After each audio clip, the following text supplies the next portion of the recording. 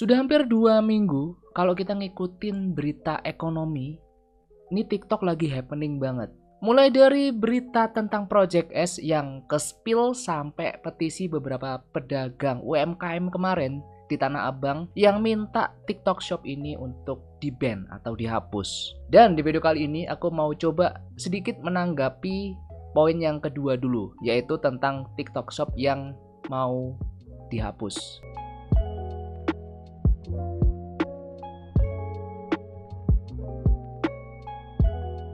Halo good people, balik lagi sama aku Ganjar ya kayak Pepper Clouds. Oke teman-teman, gimana kabarnya? Semoga kita selalu diberikan kesehatan dan kelancaran rezeki. Amin. Oke, sebelum kita mulai aku mau disclaimer dulu teman-teman. Di sini aku mencoba menjadi pihak yang netral. Aku tidak memihak ke pemerintah ataupun ke pihak seller TikTok. Dan aku juga tidak memihak kepada pedagang UMKM yang minta demo tadi ya, yang minta untuk TikTok Shop ini untuk dihapus. Di sini aku murni, aku pengen di pihak yang netral dan gimana sudut pandangku tentang hal yang terjadi ini. Oke, untuk memulai di sini aku mau mencoba breakdown. Yang pertama ada problem UMKM. Nah, untuk mendapatkan solusi, itu kan kita harus tahu dulu nih problemnya atau masalahnya ini apa dulu gitu kan.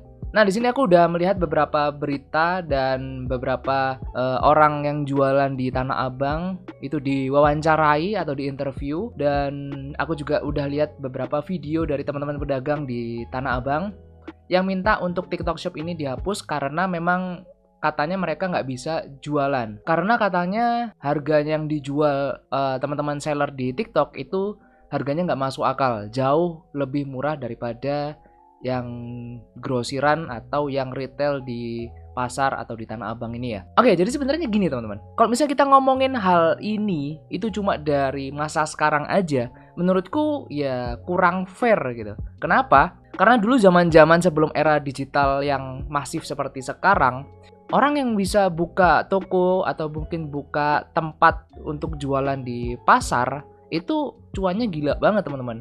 Contohnya kayak di Tanah Abang itu orang banyak yang rela dari berbagai macam daerah untuk mereka bisa pergi ke sana demi mendapatkan barang yang murah. Dalam artian kita bisa beli barang grosir yang harganya selisih banget kalau misalnya kita beli di toko retail atau di tempat yang lain. Ya karena memang pada zaman itu kalau misalnya kita mau dapat harga murah, pulaan dapat harga murah untuk dijual lagi, ya kita harus mau nggak mau harus salah satunya beli ke Tanah Abang itu teman-teman. Aku pun juga di tahun 2013-2014 itu sempat kenal baik sama orang di sana karena memang aku sering belanja di sana, ngambil barang di sana untuk aku jual lagi di platform online. Waktu itu aku sempat jualan di tokobagus.com yang sekarang jadi OLX, terus juga pernah di Bukalapak. Jadi belum ada, mungkin waktu itu 2013, aku lupa ya, antara belum ada Tokped atau mungkin belum terlalu familiar gitu ya. Tokped, Shopee itu masih belum, jadi masih Bukalapak sama tokobagus.com waktu itu. Dan di zaman itu, di zaman 2013-2014, jualan online bisa dibilang masih sepi teman-teman, masih babat alas lah gampangnya. Karena waktu itu orang mindsetnya enak belanja langsung di toko gitu, bisa lihat barangnya, kemudian bisa ditawar dan kadang-kadang bisa lebih murah. Gitu kan, mindset waktu masih belum era kayak sekarang. Terus apakah dulu aku akhirnya kepikiran harus jualan di pasar juga supaya aku jualannya bisa rame? Ya menurutku waktu itu ya nggak perlu gitu. Kenapa waktu itu aku mikir nggak perlu untuk jualan di pasar atau jualan harus buka toko seperti itu? Karena waktu itu aku mikirnya untuk jualan online ini sebenarnya sangat potensi. Apalagi dengan semakin gampangnya kita mengakses internet. Internet udah nggak terlalu mahal kayak zaman dahulu. Kemudian kita hampir setiap orang itu punya smartphone. Ya otomatis semakin ke depan menurutku waktu itu pasti bakalan semuanya go online. Dan sekarang terbukti siapa sih orang mungkin yang nggak pernah beli online? Apalagi buat teman-teman yang mungkin umurnya masih under 40 tahun. Oke, balik lagi ke masalah tadi teman-teman. Nah, sebenarnya kalau misalnya kita lihat di data ya, kenapa TikTok ini bisa jual harga murah? Salah satu penyebabnya adalah produk yang berkeliaran di situ sebenarnya adalah barang-barang import. Nah, ini yang menjadi masalah teman-teman. Yang dimana sampai video ini aku buat, itu masih belum ada aturan resmi tentang legalitas atau harus ngurusi pajak, bea masuk dan segala macam. Nah, ini yang bisa bikin produk luar itu yang masuk ke sini jauh harganya lebih murah. Apalagi ini kan produk-produk ini kebanyakan yang masuk di TikTok itu adalah produk-produk dari China yang memang kalau misalnya kita ngomongin kapasitas produksi, ya mereka bisa dan sanggup banget untuk dijual dengan harga yang sadis, teman-teman. Ibaratnya gini, lu punya budget berapa, itu bisa dibuatin sama mereka gitu, sama pabrik di Cina. Dan ini sebenarnya udah mulai dijalankan dari China itu udah 10 sampai 20 tahun ke belakang gitu. Oke, yang kedua, era bakar duit. Kalau ngomongin era bakar duit, aplikasi-aplikasi sebelumnya kayak Tokped, Shopee, Bukalapak itu mungkin udah lewat ya, udah pernah, dan mungkin relevan kalau ngomongin ini di 3 sampai 4 tahun ke belakang, teman-teman. Nah, TikTok ini bisa dibilang kan newcomer gitu. E-commerce sebelumnya itu ya udah bisa dibilang ngurangin bakar-bakar duit karena ya sudah saatnya mereka untuk mencari profit di situ. Dan TikTok itu mengisi kekosongan yang ditinggalkan para pendahulunya. Jadi momennya tuh pas banget. Ketika beberapa e-commerce waktu itu barengan naiknya atau barengan masuk ke Indonesia, bisa dibilang ya mereka saling bakar-bakar duit. Banyak promo, free ongkir, segala macem. Nah, setelah sekian tahun bakar-bakar duit, akhirnya mereka berpikir gimana caranya untuk ya sudah saatnya untuk profit, dan investor pun ya nggak mungkin bakar duit terus gitu kan. Dan para customer yang sudah termanjakan sama promo, sama diskon-diskon dari platform, akhirnya rindu gitu ya. Kangen gitu, mana nih platform yang dulunya ngasih diskon banyak, ngasih promo-promo segala macam, kok sekarang ya udah mulai harganya tuh udah biasa gitu kan, udah jarang promo. Akhirnya TikTok ini datang. TikTok datang dengan burning money-nya, ya otomatis para konsumen, ya orang-orang akhirnya yang dulunya itu para pengguna e-commerce yang lain, mereka berbondong-bondong datang ke sini. Aku nggak menampik behavior manusia.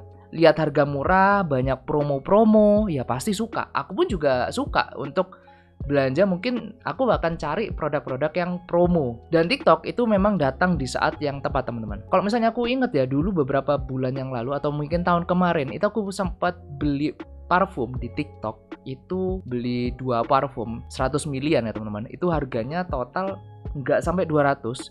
Mungkin 170-180 ribu. Terus aku klaim voucher segala macam, itu cuma akhirnya aku harus bayar itu 18 ribu anjir.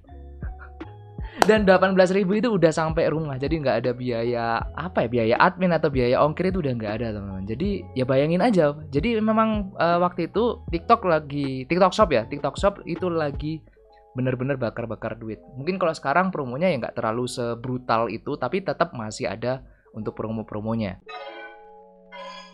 Yang ketiga, gaptek teknologi. Nah, mohon maaf nih teman-teman yang nonton ya, mungkin sorry to say, kita harus fair bilang kebanyakan orang yang jualan di pasar ini mereka tidak terlalu mengikuti sama namanya perkembangan teknologi. Di saat mereka jaya dulu, sebenarnya e-commerce dan teknologi digital itu kan sebenarnya sudah mulai banyak yang masuk ya. Tapi banyak dari mereka yang mungkin bisa dibilang masih terlena sama jualan konvensional. Ya karena mereka masih banyak peminatnya, masih banyak orang cari barang-barang itu di pasar grosir seperti itu. Untuk teman-teman yang bisa beradaptasi dengan perubahan, menurutku dari bisnis konvensional kemudian mereka bisa switch ke bisnis digital, itu akan semakin boom, teman-teman. Sedangkan untuk mereka yang nggak melek sama teknologi atau mereka ignore sama perkembangan teknologi, ya akan menjadi doom buat jualan atau bisnis mereka, teman-teman. Dan aku sendiri sudah mengalami 2 fase transisi itu, dari zaman masih rame konvensional sampai dengan era digital seperti sekarang. Dan dulu ketika di 2015 itu kan aku sempat punya sewa toko lah, distro. Waktu itu aku sempat membaca arah bisnis ini mau kemana sih sebenarnya. Dan di tahun 2016 ketika kontrak ruko tersebut sudah habis, akhirnya aku mantap untuk memutuskan kayaknya aku harus balik ke online. Track recordku sebelum buka distro atau buka offline store itu, aku memang startnya itu langsung di online, teman-teman. Jadi jualan di online. Dan waktu 2016 itu aku nggak lanjutin untuk sewa kontraknya. Ya udah, akhirnya aku harus balik ke online, dan sampai sekarang aku masih tetap prefer untuk bisnis by online aja. Nah, mungkin pertanyaan klasiknya gini, tapi apakah cuma sekedar jualan buka toko di e-commerce, terus bikin Instagram misalnya, itu apakah cukup, Mas?